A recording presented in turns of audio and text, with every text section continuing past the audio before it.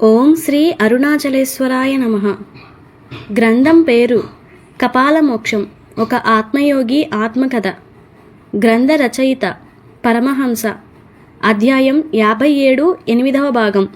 బాలా నిజరూప దర్శనం. ఒకటి గుర్తుంచుకోండి, ఈ చక్ర సాధన చేస్తున్నప్పుడు మన సాధన ముందుకు వెళ్తున్న కొలది మీ ఇష్టదేవత మీకు ఇష్ట భార్య లేదా ఇష్ట భర్త భావాలు ఖచ్చితంగా ఇస్తారు. ఉదాహరణకి, మీరు ఇష్టదేవత మహాశివుణ్ణి ఎంచుకొని పూజ చేస్తుంటే కొన్ని సంవత్సరాల తర్వాత మీ సాధనా శక్తి బాగా అంటే ఆజ్ఞాచక్రం దగ్గర పెరగటం వలన మీ మనోనేత్రం ముందు ఆయన భర్తగా వస్తాడు, మీరు పార్వతిగా మారిపోతారు. ఒకవేళ ఇలాగే మీరు మనస్సులో కొనసాగిస్తే అంటే భార్య లేదా భర్తగా ఉండిపోయి అది యోగమాయగా మారిపోతుంది. దానిని దాటాలని అనిపించదు. ఒకవేళ ఎలా దాటాలో అర్థమై చావదు. మీరు గృహస్థులైనా బ్రహ్మచారులైనా మీకు ఈ విషయం వాంఛ కలగకుండా మారదు. అదేగా ప్రకృతి యోగమాయ అంటే. అదే మీ ఇష్టదేవత అమ్మవారైతే అది కాస్త మీరు భర్తగాను ఆమె కాస్త భార్యగాను మారిపోయి భార్యాభర్త సంబంధం మానసికంగా కొనసాగుతుంది. అంటే సాధనలో మగవారు ఉంటే వారి దేవతలు ఆడవారుగాను, ఒకవేళ సాధనలో ఆడవారు అయితే వారి దేవతలు పురుషుడి రూపాలతో దివ్య మధుర భక్తి కలిగి భార్యాభర్తల అనుబంధం రాధాకృష్ణ భక్తిగా అనుభవించడం ఎంతోమంది సాధకులను చూసిన విషయం కాబట్టి మీకు ఇంత ఖచ్చితంగా చెప్పడం జరుగుతుంది. అంతెందుకు, మా శ్రీమతి దీక్షాదేవి తన సాధనా స్థాయి ఆజ్ఞాచక్రం దగ్గరికి వచ్చేసరికి కాశీక్షేత్రం చేరుకొని ఆ చక్రం శుద్ధి చేసుకునే సమయంలో సాక్షాత్తు ఆమె ఇష్టదేవత అయిన పరమేశ్వరుడు అప్పటిదాకా దేవుడుగా ఉన్నవాడు కాస్త భర్తగా అగుపించాడు. దీనితో ఆమె నాతో, మీరు నా భర్త కాదు, ఆయనే నా భర్త, నేనే అమ్మవారిని, వారి ఇష్టసఖిని అని నానాయాగి చేసేది. వామ్మో, ఇదేం గోలా! కొంపతీసి సాధన వలన దాని శక్తి తట్టుకోలేక మతిభ్రమణం చెందలేదు కదా అనుకుని ఎవరికీ చెప్పుకోలేక నాలో నేను ఉంచుకోలేక అనేక రకాల గ్రంథాలు పుస్తకాలు తిరగేస్తే ఈ చక్రస్థాయిలో ఉన్న తమ జీవమాయ వలన ఈ మాయ ఏర్పడుతుందని, దీనిని ఖచ్చితంగా దాటవలసి వస్తుందని, లేదంటే సాధన ఆగిపోవాల్సి వస్తుందని చెప్పగానే దీనికి సద్గురువు వచ్చి తన శక్తిపాత సిద్ధితో ఆయన ఈ జీవమాయను మాయం చేస్తారని, మా ఆవిడ సాధన చేస్తే దీనితో ఆమె శక్తి ఆ సద్గురువు చేరటం, ఆయన రావటం, ఏదో చేయడంతో దాంతో తాను తిరిగి తన ఇష్టదేవతను దైవంగా భావించి పూజించుకోవడం జరిగింది. ఇదంతా జరిగి పూర్తవటానికి 6 సంవత్సరాలు పట్టింది. మరి ఈ 6 సంవత్సరాలు ఆమె సాధనా జీవితంలో సాధన వృధా అయినట్లే కదా. అంతెందుకు, నా ఇష్టదేవత సాధనా స్థాయికి వచ్చేసరికి భార్యగా కనిపించసాగింది. నాకు నవ్వు వచ్చింది. ఎందుకంటే ఇలాంటివి ఒకటి ఉంటుందని నేను ముందుగానే గ్రహించాను. కాబట్టి పెద్దగా కంగారు పడలేదు, ఆశపడలేదు, భయపడలేదు, మాయలో పడలేదు. కొన్ని రోజుల తరువాత ఆమె తిరిగి కనిపించి, నేను మీ భార్యగా ఉండాలా, తల్లిగా ఉండాలా అన్నప్పుడు నేను వెంటనే కూతురుగా ఉండాలి అన్నాను. ఎందుకంటే భార్య ప్రేమ మాయ, తల్లి ప్రేమ మాయ ఎన్నటికీ దాటలేము.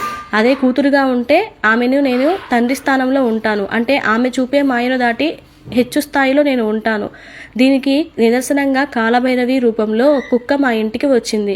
గత కొన్ని సంవత్సరాల నుంచి నాతోనే ఉంటుంది. యోగ సాధన కోసం సంతానం వద్దు అనుకుని ఆ సంతానమాయ దాటాలి అనుకుని సంతానం కలగకుండా జాగ్రత్తలు తీసుకున్నాము. తద్వారా నాకు సంతాన రూపంలో రావాల్సిన బాలాదేవి కాలభైరవి రూపంలో వచ్చింది. ఇది వచ్చిన రోజున మా ఆవిడకి విశ్వగురువైన దత్తాత్రేయ స్వామి, నాకు శివపార్వతుల దర్శనాలు కలిగినాయి. నాకు ఇంతకంటే నిదర్శనాలు ఏం కావాలి? పైగా ఇది టెలిపతి ద్వారా మా ఇద్దరితో అవసరమైనప్పుడల్లా కనిపించి సంభాషణలు చేస్తుంది. అలా మనం చేసే నిర్ణయం బట్టి ఈ సాధన మాయ వస్తుంది. అదే ఈ చక్రంలో త్రికోణంలో ఉండే త్రిముఖ ఈశ్వరుడు, త్రిముఖ ఈశ్వరి చేసే త్రిశక్తి రూపాల అనగా బాల, త్రిపుర, సుందరి అంటే 5 సంవత్సరాల బాలికగా లేదా బాలుడుగా, 30 సంవత్సరాల యువతి లేదా యువకుడుగా, 65 సంవత్సరాల వయస్సున్న స్త్రీ లేదా పురుషుడిగా రూపాలు ధరించి మనల్ని పరీక్ష పెడతారు. ప్రతి యోగ సాధకుడు ఈ పరీక్ష ఎదుర్కోక తప్పదు. అప్పుడు మీరు ముందుగానే మీ ఇష్టదైవంను మీ ఇష్ట గురువుగా సాధన చేస్తే ఈ చక్రస్థాయిలోకి ఈ మాయా పరీక్షకు వచ్చేసరికి భార్య లేదా భర్తగా ఉండాలా, గురువుగా ఉండాలా అని అడిగితే మీరు వెంటనే గురువుగా ఉండాలి అని అడిగితే రుద్రగ్రంథి మీ ఆధీనం అవుతుంది. లేదంటే ఈ సాధన ఆజ్ఞాచక్రం నందు మీకు తెలియకుండానే నీ ఇష్టదైవమే మీ భర్త లేదా భార్య అనుకోవడం వలన, మీరు జీవమాయలో పట్టడం వలన, దానిని దాటలేకపోవడం వలన మీ సాధన ఆగిపోయే ప్రమాదం ఉన్నది. అందుకే ఈ జాగ్రత్త తీసుకోండి. ఇలాంటి మాయను ఎదుర్కోవాల్సి వస్తుందని ఒక సాధకుడు అతిగా ఆలోచించి పురుషులు స్త్రీ దేవతలను, అలాగే స్త్రీలు తమ ఇష్టదేవతలుగా పురుష దేవతలను ఎంచుకోవడం వలన ఈ మహామాయలో పడుతున్నారని, నేను పురుషుణ్ణి కాబట్టి పురుషదేవుణ్ణి ఎంచుకొని యోగ సాధన చేస్తానని శ్రీకృష్ణుని తన ఇష్టదైవంగా ఎంచుకొని తన సాధనా స్థాయిని పెంచుకుంటూ ఈ చక్రస్థాయికి వచ్చినాడు. అనగా ఆజ్ఞాచక్రంలో జీవమాయకు వచ్చినాడు. మాయ ఎలాంటిదో ఈ అనుభవం చూడండి.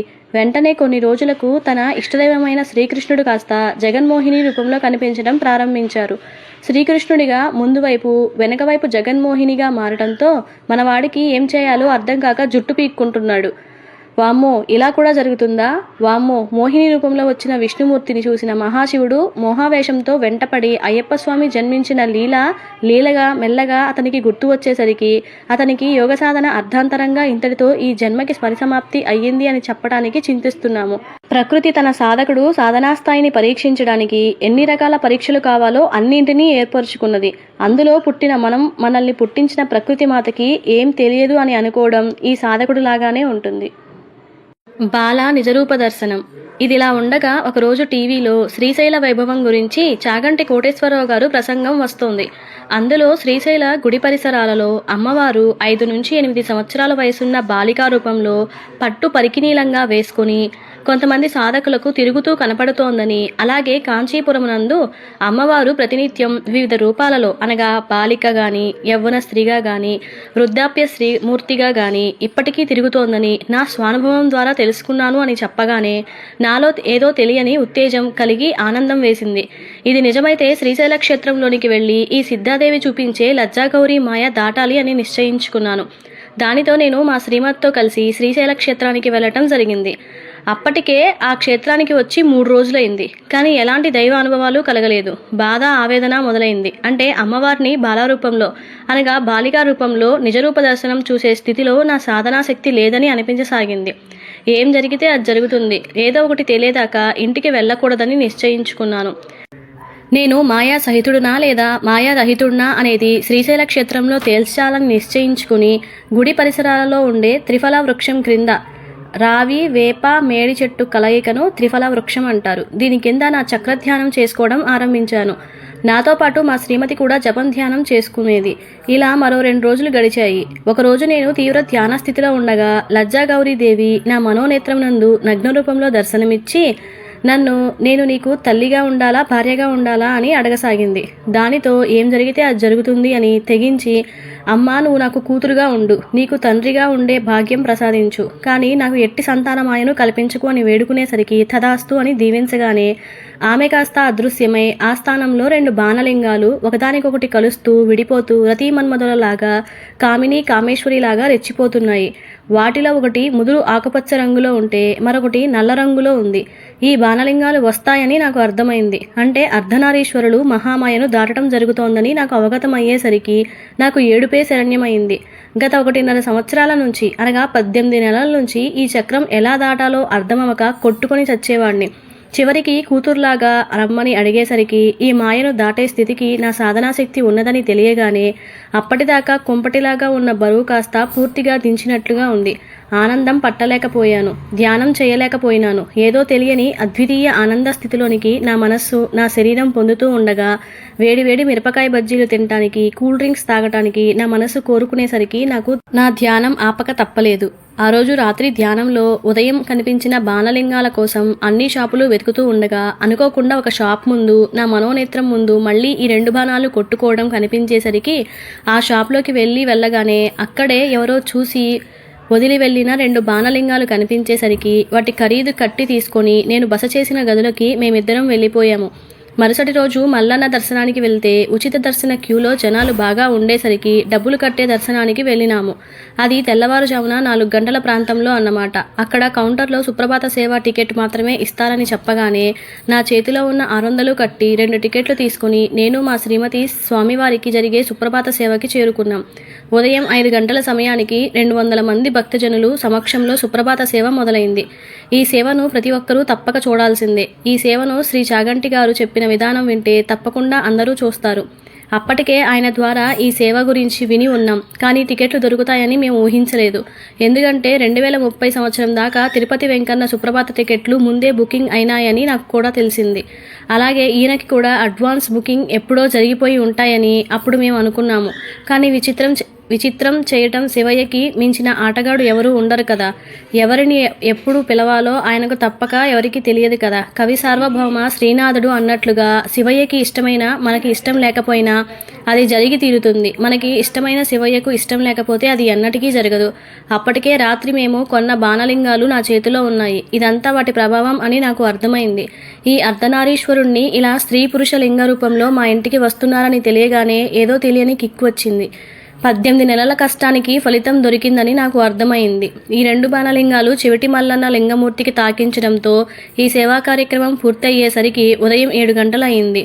3.5 గంటల పైగా ఈ సేవా కార్యక్రమం జరిగిందని అనుకుంటూ ధ్యానం చేసుకోవడానికి యథావిధిగా మేమిద్దరం త్రిఫల వృక్షం కిందకి చేరుకొని ధ్యానం చేసుకుంటూ ఉండగా నా మనోనేత్రం నందు 8 సంవత్సరముల వయస్సు ఉన్న బాలికా దర్శనం ఆరంభమయ్యేసరికి శ్రీ చాగంటి గారు చెప్పినట్లుగా ఈ క్షేత్ర దేవత అయిన శ్రీ భ్రమరి బాలా త్రిపుర సుందరి అమ్మవారు నాకు కనిపించే బాలికా రూపంలో ఈ గుడి ప్రాంగణంలో సంచారం చేయడానికి వస్తుందని తెలియగానే ఆ పక్కనే దూరంగా ధ్యానం చేసుకుంటున్న మా శ్రీమతికి అమ్మవారు బాలికా రూపం వస్తుందని గుసగుసలాడుతూ చెప్పగానే అవునా అయితే చూద్దామని ఎదురు చూస్తూ ధ్యానం చేసుకుంటూ ఉండగా ఒక 8 సంవత్సరముల వయసున్న బాలిక పట్టు పరికిణీలంగా, అది కూడా ఎరుపు బోర్డర్ ఉండి గోధుమ రంగులో ఉన్న వాటిని ధరించి బొద్దుగా ముద్దుగా లావుగా ఉన్న బాలికామూర్తి అచ్చం నా మనోనేత్రం నందు దర్శించిన రూపురేఖలతో ఉండేసరికి నా గుండె గతుక్కుమన్నది. వామ్మో, ఏమిటి బాలామూర్తి ఇలా నిజరూపంలో ప్రత్యక్ష అనుభూతిగా దర్శనమివ్వటం?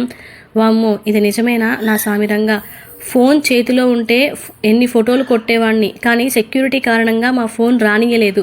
ఏమి బతుకు, అన్నీ ఉన్న అల్లు నోట్లో శనిలాగా ఉంది.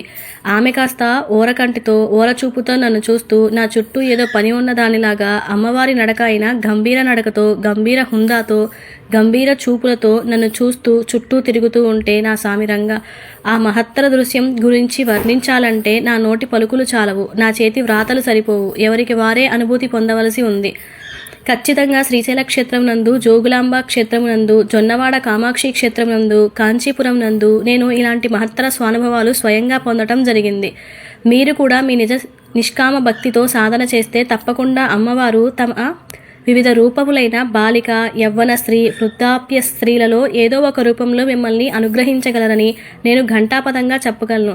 నాతో పాటుగా ఇంతటి మహత్తర స్వానుభవ అనుభూతి మా శ్రీమతి కూడా పొందింది. సుమారు 8 నిమిషాల పాటు ఈ బాలికా రూపంలో ఉన్న అమ్మవారు మా చుట్టూ, అంటే మేము ఉన్న వృక్ష పరిధి చుట్టూ తిరుగుతూ ఎటో వెళ్ళిపోయింది. దాంతో నేను ధ్యానం ఆపివేసి ఆమె మళ్ళీ ఎక్కడైనా కనపడుతుందని గుడి ఆవరణ అంతా వెతికినా ప్రయోజనం లేకపోయింది.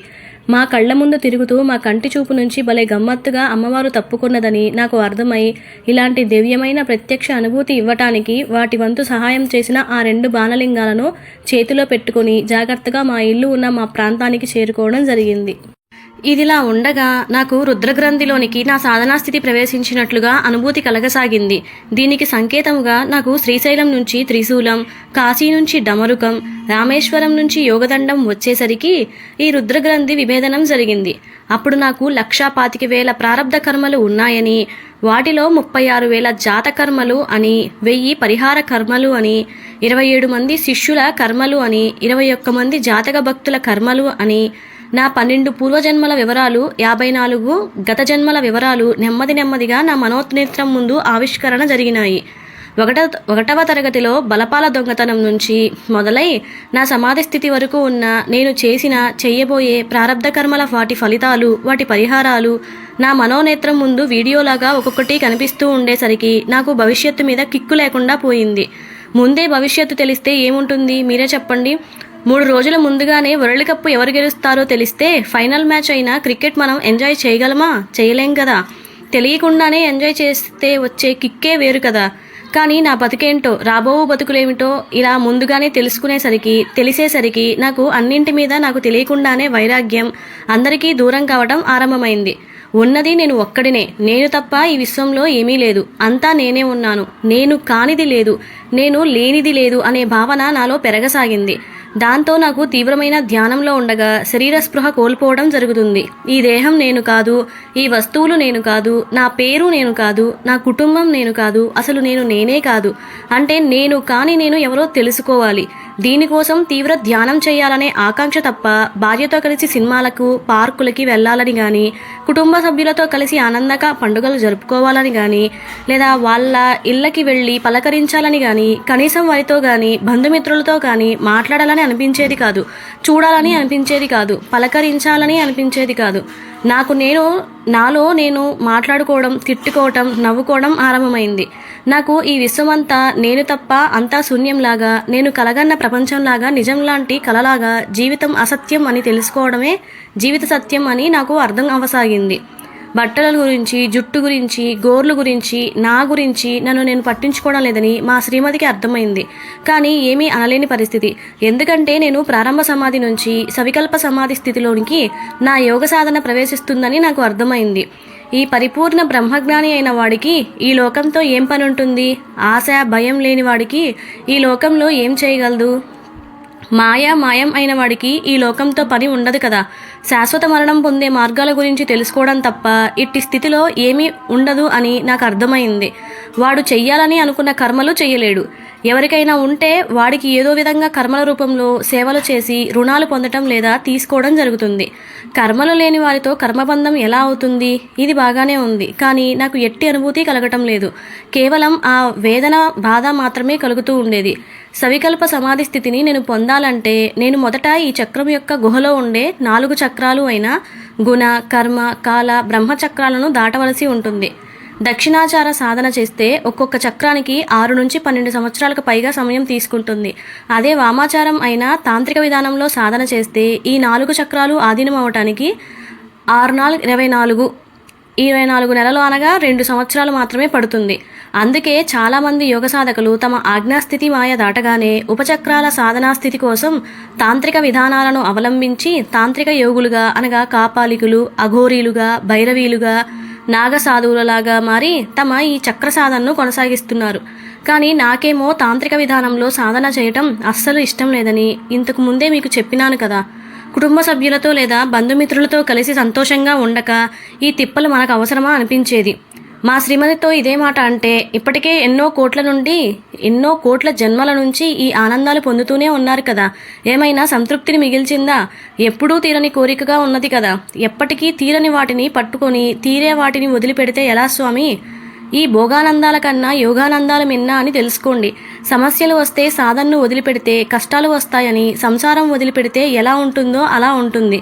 ఒప్పుకున్న పెళ్లికి వాయించక తప్పదు కదా. అసలు యోగంలోనికే రాకూడదు, వస్తే మధ్యలో ఆపకూడదు. ఎందుకంటే సాధన అనేది పులి మీద స్వారీ లాంటిది. స్వారీ చేయకపోతే అది మిమ్మల్ని మాయా రూపంలో తినేస్తుంది. అంత అవసరమా ఇప్పుడు? ఈ జగత్తు అంతా మాయా నాటకం అని తెలుసుకున్న తరువాత, అంటే ఒకసారి చూసిన సినిమాను ఎన్నిసార్లు చూస్తారో చెప్పండి? తీసిన సినిమాని మళ్ళీ తీస్తూ, చూసిన సినిమాని మళ్ళీ చూస్తూ, చేసిన సినిమాని మళ్ళీ నాశనం చేస్తూ, మళ్ళీ అవే పాత్రలతో, అవే నవరసాలతో, అదే కథాకథనాలతో ఏదో కొత్తగా మళ్ళీ తీయాలని తీస్తున్నారని, కొత్తదానిని చూస్తాం అని అనుకోవటం, కొన్ని కోట్ల యుగాల నుంచి కొన్ని కోట్ల జీవులు చేస్తున్న పని ఇది అని తెలిసి కూడా మళ్ళీ మీరు మాయ వైపుకి ఎందుకు వెళ్తున్నారో నాకేమీ అర్థం కావటం లేదని వంటగదిలోకి వెళ్ళింది. ప్రతిరోజు చేసిన వంటనే మళ్ళీ చేయడానికి కాబోలు. ఇదిలా ఉండగా నాకున్న జాతక కర్మలు, అలాగే నాకు బాకీ ఉన్న 21 మంది జాతక సమస్యలున్న వారిని, అలాగే నాకున్న 27 మంది శిష్యులను ఎలా పట్టుకోవాలో అర్థం కాలేదు. అప్పుడు మా గురుదేవుడిని అడిగితే దానికి ఆయన వెంటనే, నాయనా, నీవు జాతకాలకి సంబంధించిన గ్రంథం రాయి, దానిని ఉచితంగా పంచు, ఇదియే వారందరికీ నీ దగ్గరికి తీసుకువస్తుందని. ఇప్పటిదాకా నీవు భుక్తి కోసం జాతకాలు చెప్పినావు, ఇంతటితో దాన్ని ఆపివేసి కేవలం నీ ప్రారంధ కర్మలున్న జాతకులకు మాత్రమే జాతకాలు చెప్పడం ఆరంభించు. వీరి దగ్గర అవసరమైతే నీ మనస్సుకి నీకు వీళ్ళు బాకీ ఉన్నారని తెలిస్తే మాత్రమే వీరి దగ్గర డబ్బులు తీసుకుని వారిని బంధ విముక్తి గావించు. వీరిని నీ దగ్గరికి ప్రకృతి మాతయే పంపిస్తుంది అని చెప్పినారు. దానితో నేను వీరందరి కోసం జాతక ప్రశ్న అను గ్రంథం రాయటం, దాన్ని కొంతమంది పుస్తక రూపంలో ఉచితంగా ఇస్తే మరికొంతమంది కోసం దీనిని ఒక వెబ్సైట్ చేసి ఉచితంగా ఇచ్చేసరికి సుమారు దీన్ని 54,591 మంది చూడటంతో ఇలా నాకున్న 36,000 జాతక కర్మలు నివారణ అయినాయి. దానితో ఈ సైటు మూసివేయటం జరిగింది. అలాగే నాకున్న 27 మంది శిష్యుల పరిహారంను ఎలా కలుసుకున్నానో ఈ